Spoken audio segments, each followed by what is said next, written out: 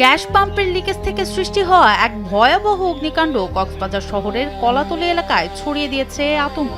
আগুনের তীব্রতা এতটাই বেশি ছিল যে মুহূর্তেই তা পাশের বসতবাড়িতে ছড়িয়ে পড়ে। আগুনের লেলিহান শিখার পাশাপাশি গ্যাস ছড়িয়ে পড়ার ভয়ে পুরো এলাকায় বিদ্যুৎ সংযোগ বিচ্ছিন্ন করে দেয়া হয় এবং যান চলাচলও বন্ধ থাকে। রাত 9টার সময় গ্যাসটা বিভিন্ন জায়গায় আগুন ছড়িয়ে গেছে।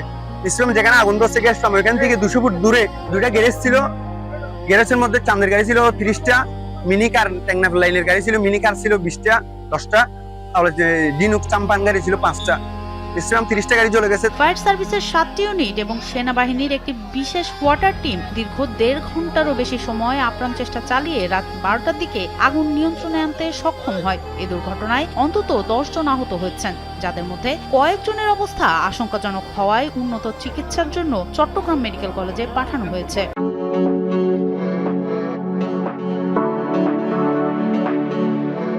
এই গ্যাস ফার্মটা ছিল আগে জেল গেটের এখানে, পুরাতন গ্যাস ফার্ম।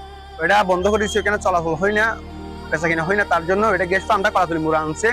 পুরাতন জিনিস এই না, এখানে নতুন ভাবে বসাইছে।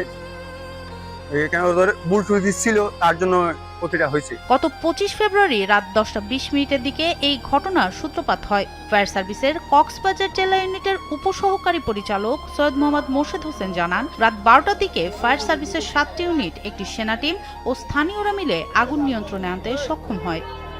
কক্সবাজার সদর মডেল থানার ভারপ্রাপ্ত কর্মকর্তা সমিউদ্দিন জানান, গ্যাস লিকেজে সৃষ্ট আগুন ছড়িয়ে পাশের অন্তত 5টি বসতি পুড়ে গেছে। আগুনে দগ্ধ হয়েছে কয়েকজন। তাদেরকে সাথে সাথে কক্সবাজার জেলা সদর হাসপাতালে ভর্তি করা হয়েছে।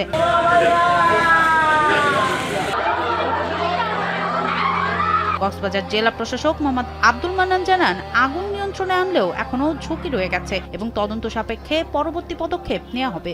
একটা গ্যাস বিস্ফোরণ হয়েছে, সেখানে আমরা হাসপাতালে 10 জন রোগী ভর্তি হওয়ার তথ্য পেয়েছি। এই জন্য আমরা দেখতে আসলাম কি অবস্থা।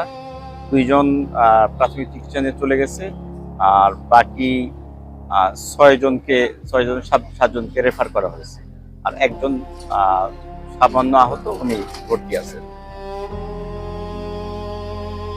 সনম সিদ্দিকী, কালবেলা।